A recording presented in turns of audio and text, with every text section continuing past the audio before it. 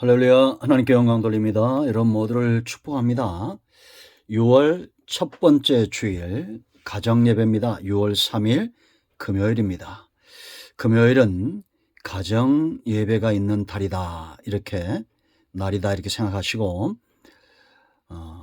가족이 전부 모여서 하나님을 예배하는 예배 중심의 가정이 되기를 축원드립니다. 하나님께서 여러분 모두의 가정을 예배를 사모하고 하나님을 사모하고 말씀을 사모하는 여러분의 가정을 반드시 축복하실 것을 믿습니다.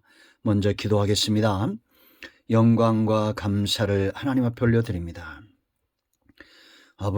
아브라함의 가정, 이삭의 가정, 야곱의 가정이 하나님 중심으로 단을 쌓을 때 복을 받았던 것처럼 이제 주의 백성들이 하나님을 예배하는 하나님 중심 예배 중심의 삶을 살기를 원해서 사모함으로 가정마다 예배를 드립니다. 하나님의 위로와 은혜와 무엇보다 하나님의 선하신 뜻이 분명히 서는 예배가 되게 하옵소서.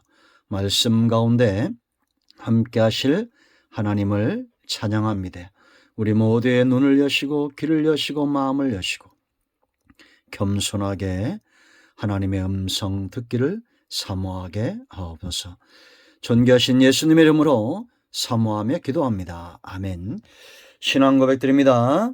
마음으로 믿고 입술로 시인할 때 구원이 임합니다. 나는 전능하신 아버지 하나님 천지의 창조주를 믿습니다. 나는 그의 유일하신 아들 우리 주 예수 그리스도를 믿습니다.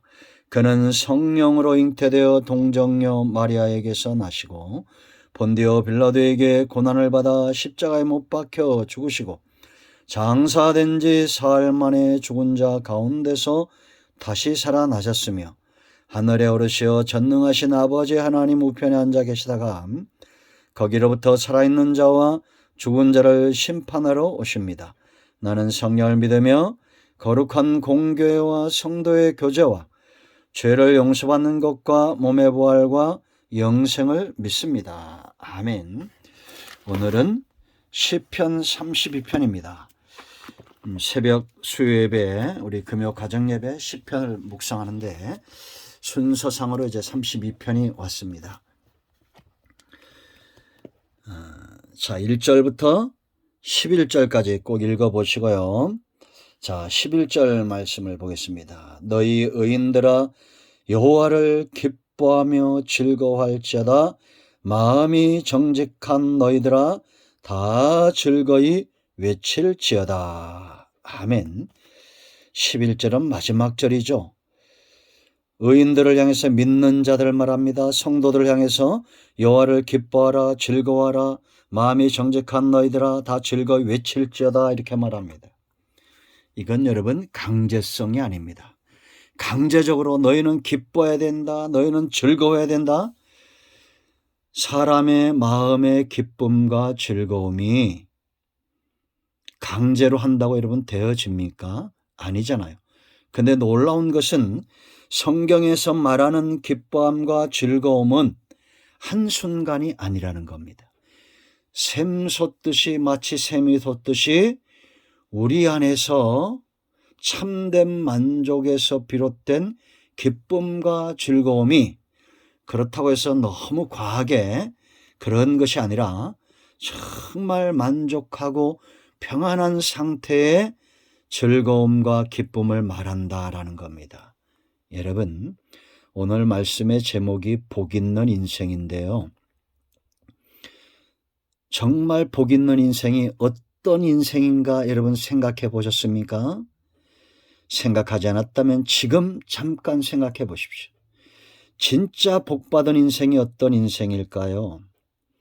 우리 안에 참된 만족, 감사와 기쁨, 이러한 만족으로 내 중심과 가슴이 늘 평안하십니까? 감사와 기쁨이 넘치고 있습니까?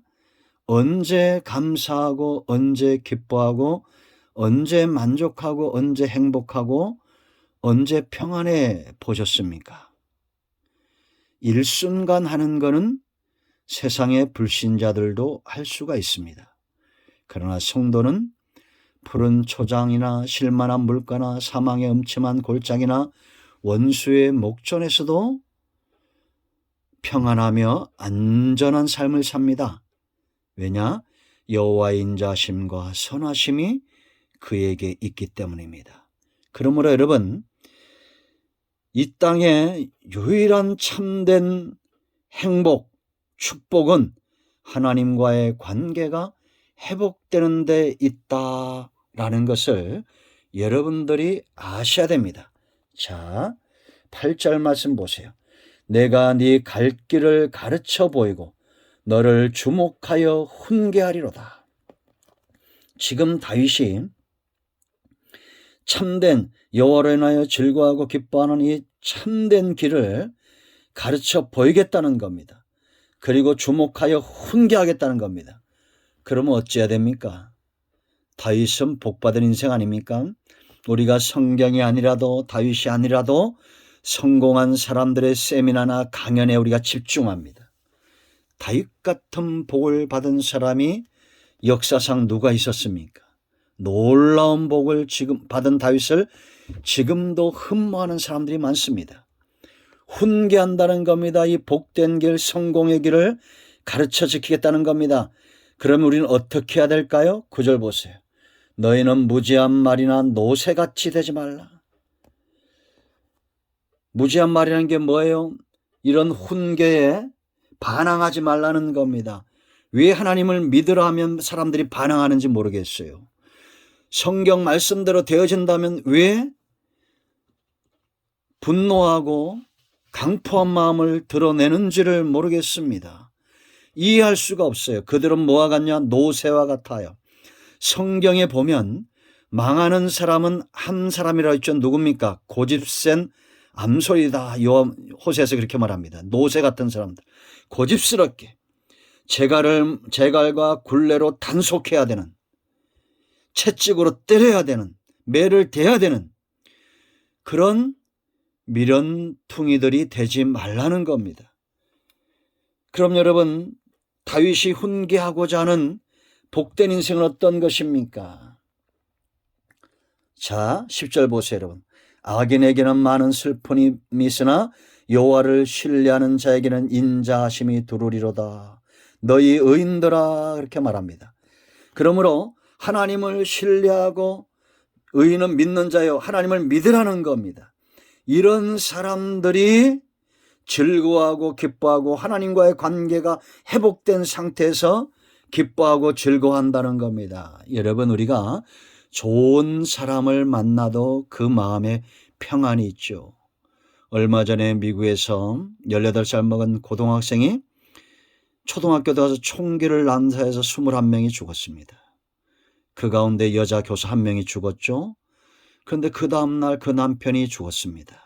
자살한 게 아니라 그 아내를 잃은 슬픔이 너무 고통스러워서 심장이 마비가 와서 죽은 거예요. 그 사람들이 그 애틋한 사랑에 감복을 합니다. 여러분, 참 사랑을 만나야 참 행복이 있습니다. 사람의 사랑은 환경에 따라 변할 수 있습니다. 그걸 굳이 우리가 체험하지 않아도 성경이 그렇게 말합니다. 영원하신 하나님, 어제나 오늘이나 영원토록 동일하신 하나님, 그 하나님을 만나야 참된 행복이 있는 거예요. 그러면 이 하나님을 신뢰하는 의인의 삶을 회복하기 위해서 어떻게 해야 될까요? 자, 1절 말씀 보세요. 허물의 사함을 받고 자신의 죄가 가려진 자는 복이 있도다. 마음에 간사함이 없고 여호와께 정죄를 당하지 아니하는 자는 복이 있도다.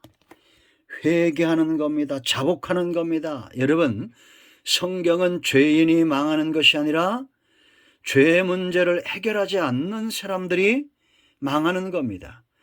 하나님과의 관계가 회복이 돼서 하나님을 신뢰하는 자, 믿는 자, 의인이 되면 정말 하나님을 즐거워하고 기뻐하는 자가 되는 것입니다. 다윗이 이제 그 경험을 이야기합니다. 이런 하나님과의 관계가 멀어지고 깨어졌을 때 어떻게 되었느냐. 3절 보세요 여러분. 내가 입을 열지 아니할 때 종일 신음함으로 내 뼈가 쇠하였도다 라고 말합니다. 쇠약해진 거요. 뼈에 고통이 온 거요. 내가 입을 열지 않았다는 것은 자복하지 않았다는 겁니다. 죄 가운데 그대로 살고 있다는 겁니다. 종일 신음하고 뼈가 쇠약했다는 거예요. 4절 보세요 여러분. 주의 손이 주야로 나를 누르시오니 내 진액이 빠져서 여름 가뭄에 마름같이 되었나이다. 영적인 기갈입니다. 마음의 기갈입니다. 여러분 물 먹지 못하는 고통이 얼마나 큽니까?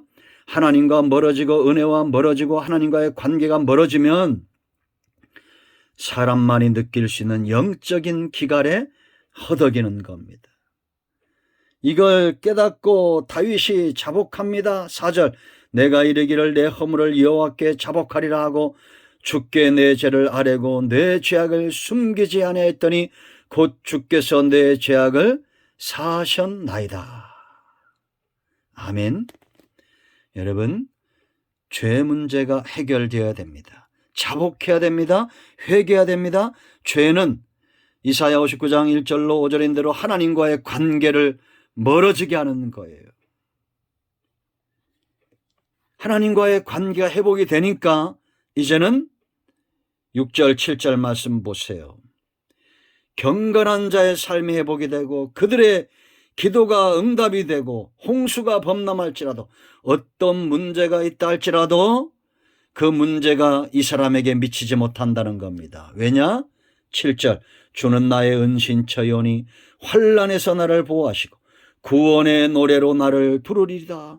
감사하고 기뻐하고 노래하는 삶이 회복이 된 겁니다. 여러분 우리가 신뢰한다, 믿는다, 이것은 하나님이 나의 은신처가 됨을 체험하는 자들에게 가능한 것입니다. 이제 여러분의 가정이 무엇보다 하나님과의 관계가 회복되길 원합니다. 그래야 심령이 메마르고 뼈가 상하고 마음이 상하는 이 모든 육체의 질고와 영적인 기갈에서 회복이 되는 겁니다. 여러분 행복하십니까?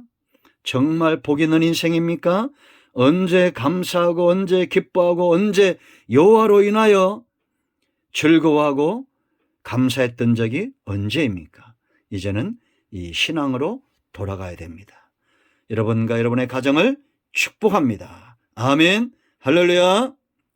이제 가장이 기도하시고 주기도문 하시고 마치시면 되겠습니다. 여러분의 가정에 영적인 복과 건강의 복과 물질의 복과 무엇보다 하나님과의 관계가 회복이 되는 이 믿음과 신뢰와 평안의 복이 임하기를 축원드립니다. 아멘. 할렐루야.